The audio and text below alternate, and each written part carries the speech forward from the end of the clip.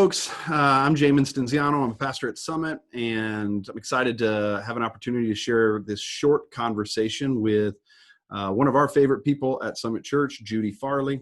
Judi's been with us for about 10 years, 10 years, and is part of our university congregation. And recently, Judi has stepped into the Guardian Ad Litem process through our Every Child initiative. And in anticipation of Orphan Sunday coming up on November the 8th, we want to share some short stories with you to kind of whet your palate a little bit so that you can be thinking and praying through how the Lord might want you to step into caring for vulnerable children. So Judi, thanks so much for being with us, for being willing to share a bit of your story. I know this isn't easy talking over the computer like this, but I'm super thankful. So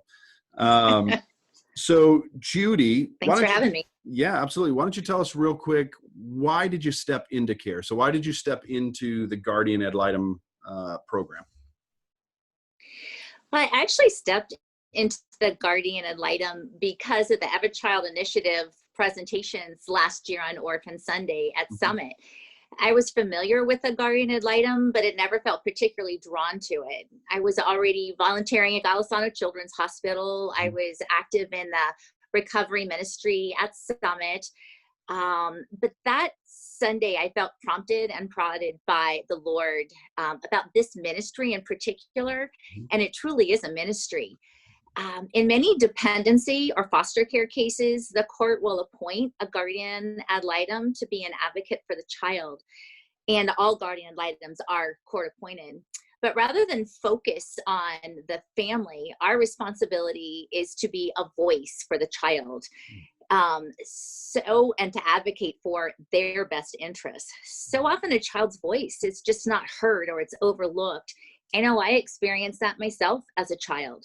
So we'll meet with the child regularly. We'll talk to anybody who's important in the child's life, their parents, their caregivers, extended family, maybe teachers, doctors, therapists, and then we'll submit a report to the court on their behalf. This is not something I would necessarily have chosen for myself. It's not really in my comfort zone or my wheelhouse. But I felt convicted by the Lord that Sunday. And I have learned that it's never wise to ignore when the Lord is convicting you of something. And I was also reminded in just a very real way that the Lord doesn't just call those that are equipped. He will equip those that are called. Yeah, amen. I love that idea. I'm so thankful he does that in my life too, right? We desperately need that. So as a foster family, let me just say real quick. So my wife and I, we do foster care. We've been so thankful over the years for the guardians that have been appointed to our children, the way that they've loved and served and cared for these kids. Sometimes it felt like the only people that really had the best interests of the child in mind were those guardians. And so thankful for the objective relationship that they bring. They stand to gain nothing in the care of this child. They just want what's best for the child, right? And so thankful. And so I saw some stats earlier this week that Vicki showed me.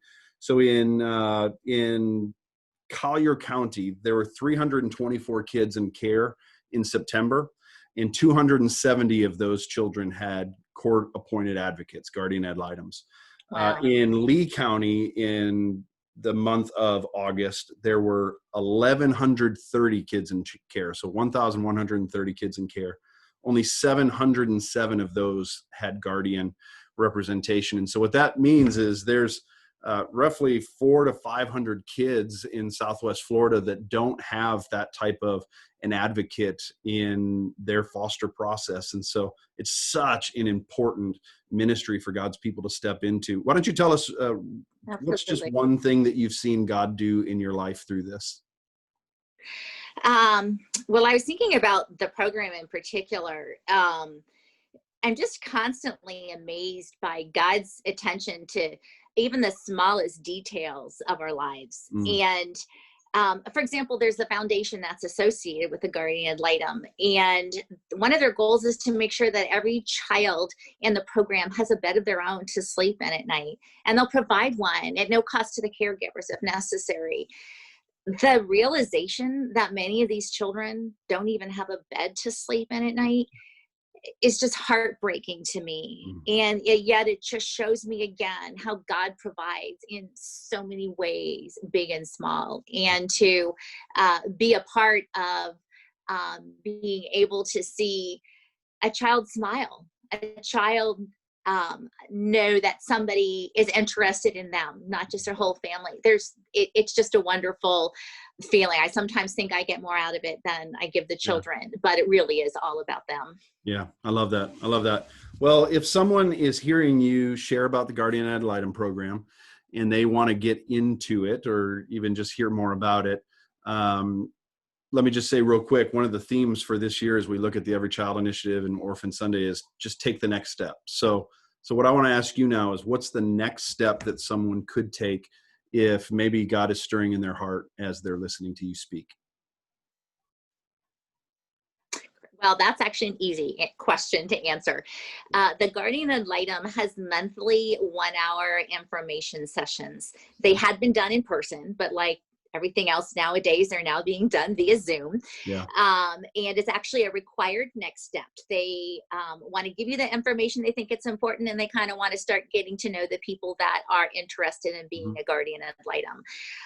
You can get that Zoom information by contacting me directly, or if you have any other questions, you can feel free to contact me. I can give you my email address, and that is singforgod, SINGFORGOD @me.com. Or you can contact the Lee County recruiter, who is Suzanne Ross, and her email address is SUZANNE.ROSS@GAL.FL.gov.